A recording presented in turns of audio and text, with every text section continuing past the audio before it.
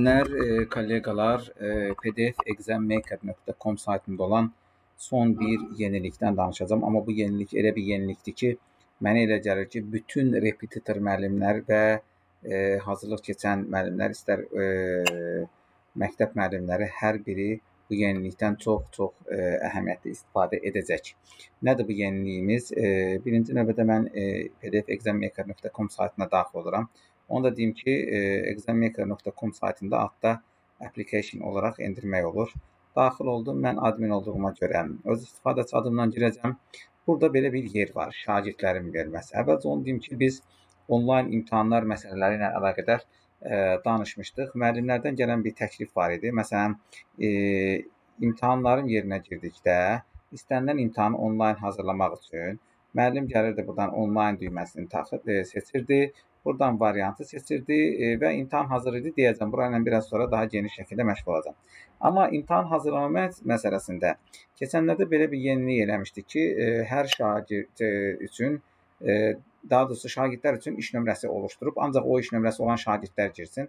Müəllimlərdən belə bir istək gəldi ki, mən standart iş nömrələri verim, hər şagirdimə eyni daha təkrar göndərməyim və şagirdlər ancaq o iş nömrəsinə görə imtahanına girmiş olsun və yekunda mən şagirdlərin girdiyi bütün imtahanlarda ortalamanı da görə bilim. Bunun üçün nə etdik? Bura şagirdlər deyə bir menyu artırmışam. Məsələn, mən hazırlıq müəllimiyəm, öz hazırlığımda olan tutaq ki 30 uşaq var. Mən indi 30 uşaq üzərindən eləməyəcəm. 5 uşağın üzərindən eləyəcəm. Deyəcəm ki, dəyişməz bir şagird, daimi bir şagird nömrəsi əlavə elə 5 nəfər şagird üçün. Burada adlarını da verə bilərəm. Əli, məsələn, Vəli. Fikir verirsinizsə avtomatik saxlanılır. Yəni sizin orada xüsusi saxlamaya ehtiyac yoxdur. Məsələn, Məmməd 5 dənə şagird üçün bir iş nömrəsi oluşturulub. Akif, Sərvər deyə mən 5 dənə şagird üçün iş nömrəsi oluşdurdum. Bu iş nömrələrinə hal-hazırda qarşısına bax dedikdə heç bir şey yoxdur. Çünki bu şagird imtahanlara girməyib. Gəlirəm mən imtahanların bölməsində, deyək ki, hazırladığım imtahan var. Mən buradan yeni bir onlayn imtahan yaradacağam. Onlayn imtahanı seçmişəm, onlayn imtahana dəqiqə vermişəm. Bu imtahanda neçə dənə sual cavab variantı var. Onları seçdim. Yəni A, B, C, D olanlar var. A, B, C, D, Y olanlar var. Seçdim və buradan imtahanın başlama bitmə tarixini müəyyənləşdirdim və mən bir gün sonraya 13-ünə tutaq ki, belə bir ayar verdim. 12-si və 13-ü imtahanlar olacaq dedim. Burada situasiya suallarımın nömrələri varmı, yoxmu? Bunu əvvəlki videolarda çəkmişdim. Burada yeni əlavə elədiyimiz hissələrdən birisidir. Səhv cavab doğru cavabı aparsınmı? Bəzi müəllimlər bunun aparsın deyir, bəzi müəllimlər aparmasın deyir. Əgər aparsın deyirəmsə, neçə səhv bir doğrunu aparsın? Bunu göstərirəm, altda qeyd olunub. Onsuz da aparmasın desəm, buranı boş qoyacam. Bir də burada belə bir hissə var. Normalda şagirdlər imtahanı bitirdikdən sonra faiz çıxartma məsələsi var. Faiz məsələsi budur. Mümkün balla görə faiz çıxart, yəni neçə sual varsa ona uyğun olan faizi çıxart var. Sual sayına görə faiz çıxart var şagirddə. Bir də xüsusi hal var. Məsələn, hal-hazırda demin istifadə elədiyi 32-yə bölür 25 sualdan və yaxud da 30 sualdan bu formada faiz. Mən indi 32 olaraq yazdım bunu. Onlayn sınaq yarat dedim. Onlayn sınaq yarat dedikdən sonra burada sınağın linkini birbaşa götürüb paylaşsaq, istənilən şagird, bu linkə malik olan şagird imtahana girə bilir. Amma bizim müəllimlər istəmişdi ki, belə olmasın. Yalnız mən link verdiyim şagirdlər, daha doğrusu iş nömrəsi verdiyim şagirdlər istifadə edə bilsin. Burada da iki hal var. Birincisi, burada yenidən hər imtahan üçün ayrıca kod yarada bilərik.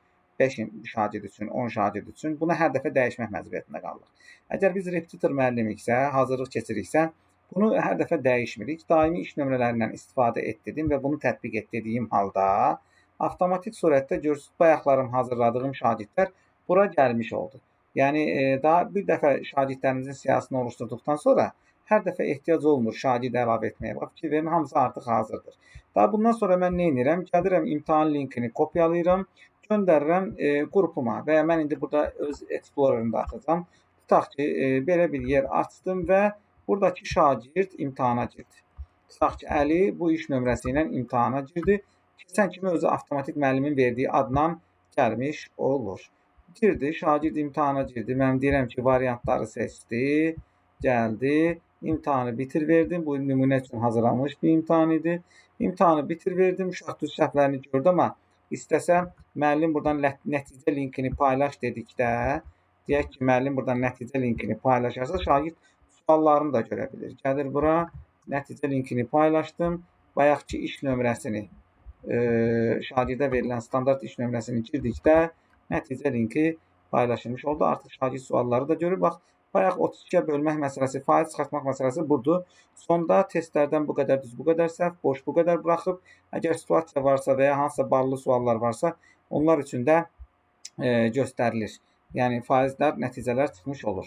Mən demək istədiyim burada bir məsələni daha eləyəcəm hal-hazırda. Uşaq bir imtahana girdi və fikir verirsinizsə, şagirdlərin bölməsinə gəldikdə, Əli artıq bir imtahanda iştirak edib, faiz var. Və bura girdikdə Əlinin faizi çıxır. Amma fikir verirsinizsə, qrafik yoxdur.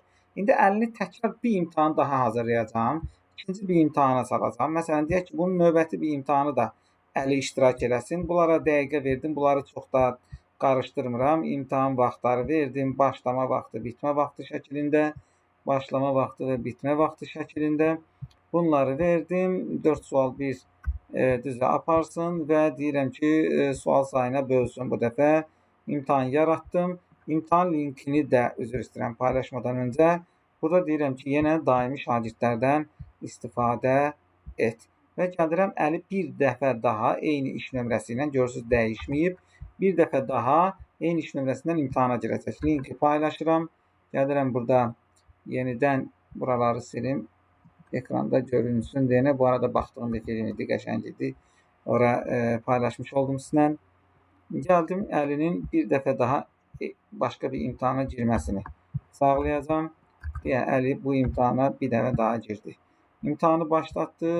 Bu dəfə də variantları seçdi. İmtahanda iştirak elədi. İmtahanı bitir verdim. İmtahan bitdi. Əlinin yenə düz səhvləri çıxdı da nəticəsinə baxmayacağam. Bizə lazım olan tərəflərdən birisi müəllimin şagirdləridir.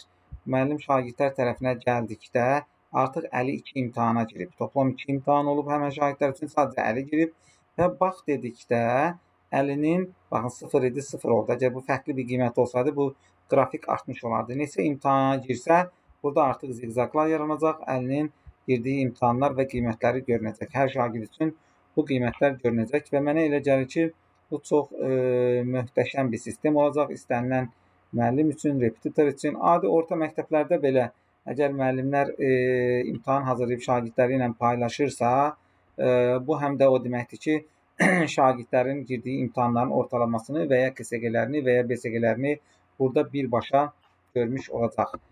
Bu dəyişiklik çox əhəmiyyətlidir. Əminəm ki, bütün müəllimlərin işinə yarayacaq. Hər kəsə işlərində uğurlar arzulayıram. Təşəkkür edirəm.